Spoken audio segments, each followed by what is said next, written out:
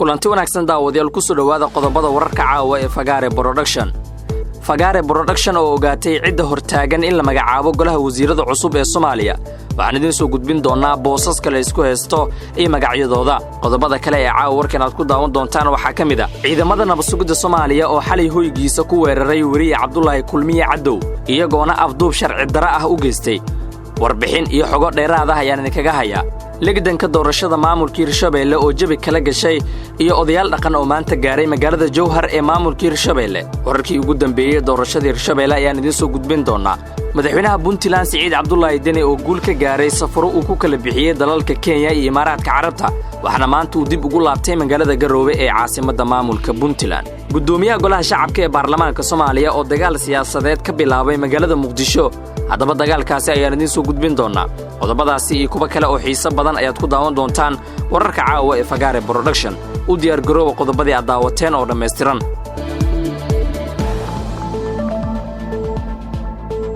markale kulanti wanaagsan daawadayaal goordhow waxaan eegi doonaa ciidamo ka tirsan nabadsugidda Soomaaliya ayaa xalay hoygiisa ku weeraray wariye Cabdullaahi Kulmiye Cadow oo ka tirsan idaacadda Kulmiye waxaana ay u geysteen afduub sharci darro ah balse waxaan ku bilaabayaa waxaan xogo hoose ku helnay magacyada cidda hortaagan in la magacaabo golaha wasiirada cusub ee Soomaaliya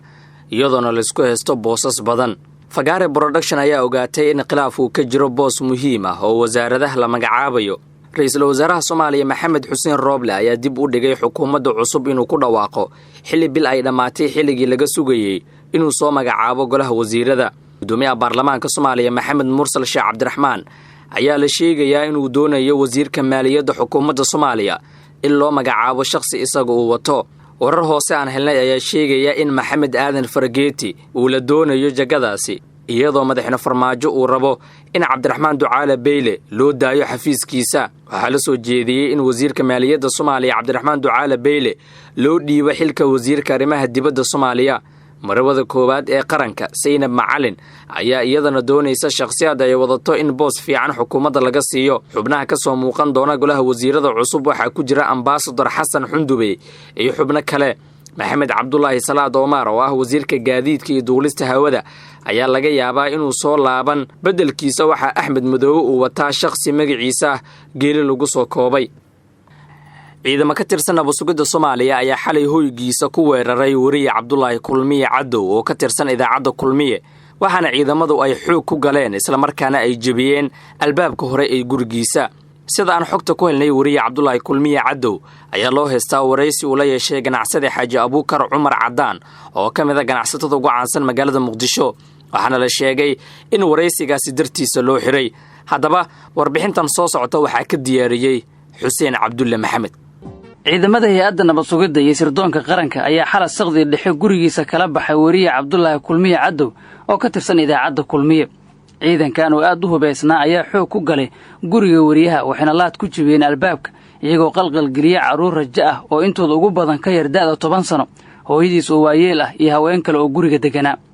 qaar ka mid ah qoyska wariyaha iyo goobjoogayaal ayaa keenan u sheegay in ciidanka ay qoyska wariyaha u sheegeen in ay dili doonaan oo aanay sii arki doonin waxaana mar qura oo in afka furtay caruurtiisa iyo hooyadiis oo waayeel ah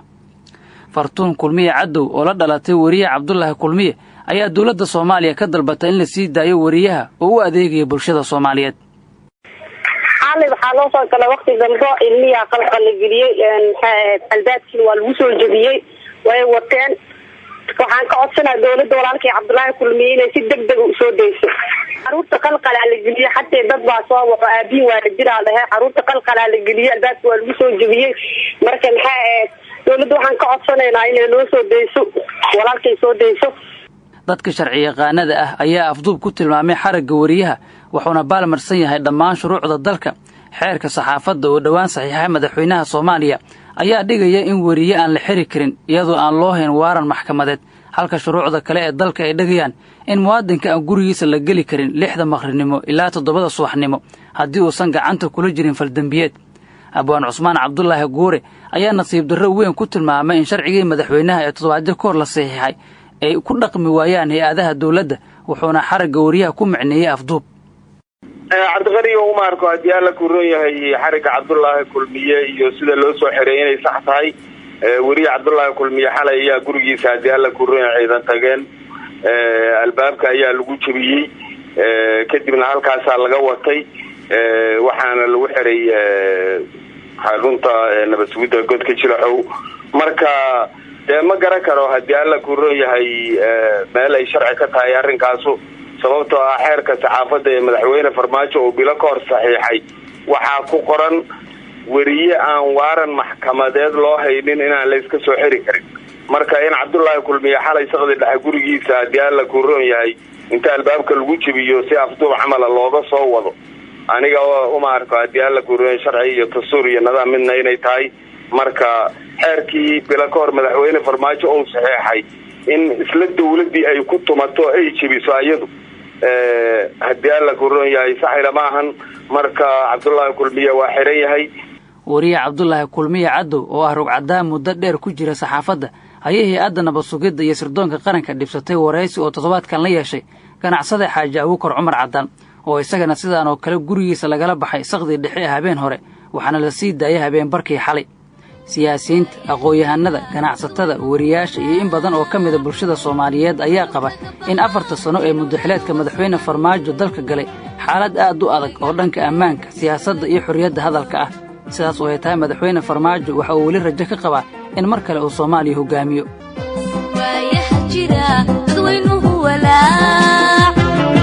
wuxuu kaga baxaa inuu helo wasugan warka laga cabee isna laga wixiyo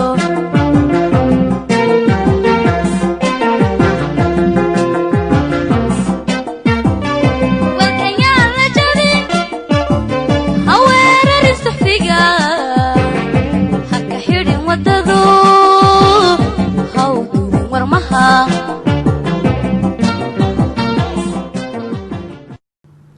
dhinaca kale siyaasiga Cabdiraxmaan Cabdishakuur Warsame ayaa war kulul ka soo saaray xariga hay'adda nabad sugidda sirdoonka qaranka NISA ay u geysatay wariye Cabdullaahi Kulmiye Cadow Cabdiraxmaan Cabdishakuur Warsame ayaa qoraal uu soo dhigay bartiisa Facebook waxa uu ku yiri waxaan madaxda dawladda ka dalbanayaa in ay xabsiga xaqdarida ah ay ka sii deyso suxufi Cabdullaahi Kulmiye Cadow ma jirto cid soo xirtay xorriyadana uga qaaday taliyaha nabad sugidda Fahad Yaasiin markii uu isagoo Al-Jazeera u shaqeynaya duurka uu ku soo wareysan jiray madaxda sare ee argagixisada Al-Shabaab ku takrifalka awoodda waa dulmi inuu horseeday qaran jabka aan weli ka soo kaban la'nahay ayuu yiri Cabdiraxmaan Cabdishakuur Warsame madaxweynaha maamulka Puntland Siciid Cabdullaahi Deni ayaa maanta dib ugu laabtay magaalada Garowe ee caasimadda maamulka Puntland haddaba wuxuu safar ku soo maray madaxweynaha Puntland dalalka Kenya iyo Imaaraadka Carabta iyadoona arrimaha ugu badan ee safarkiisa lagu sheegay inay ahaayeen in uu taageero u raadiyo musharaxa uu doonayo inuu u tartamo xilka madaxweynaha Soomaaliya Siciid Cabdullaahi Deni madaxweynaha Puntland ayaa maanta si weyn loogu soo dhaweeyay magaalada Garowe soo dhaweynta madaxweynaha waxa ka muuqatay guusha iyo doorkii muhiimka ahaa ee uu ka qaatay shirarkii lagu go'aamiyay doorashada Soomaaliya ee la mudeeyay madaxweynaha waxa ku soo dhaweeyay garoonka diyaaradaha ee Garowe madaxweyne ku-xigeenka Puntland Axmed Cilmi Karash gudoomiyaha golaha wakiilada ee maamulkaasi Cabdirashiid Yuusuf Jibriil gudoomiye ku-xigeenka labaad ee golaha wakiilada Ismaaciil Maxamed Warsame golayaasha dawladda saraakiisha ciidamada maamulka gobolka iyo kan degmada iyo qaybaha kala duwan ee bulshada magaalada Garowe madaxweyne Deni oo fagaaraha barxadda kula hadlay dadweynaha waxa uu uga mahadceliyay soo dhaweynta waxa uu la wadaagay bulshada in Puntland shacabkeedu ay mar walba door muhiim ah ka qaadanayaan dhismaha dawladnimada Soomaaliya xubno ka mid ah odayaasha dhaqanka Soomaaliyeed ayaa maanta gaaray magaalada Jowhar ee maamulka Hirshabeelle oo la filayo in laga bilaabo dhismaha baarlamaanka cusub ee maamulkaasi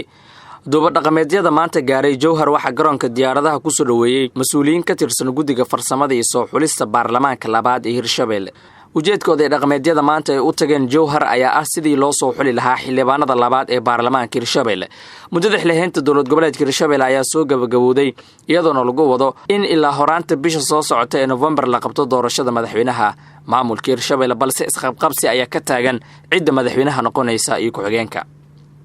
waana inta daawadayaal warkii caawa aad ka daawanayseen Fagaare Production waad ku mahadsantihiin daawashada warkeena inta ku kulmi doono warkan warkiisa xiga nabadgelyo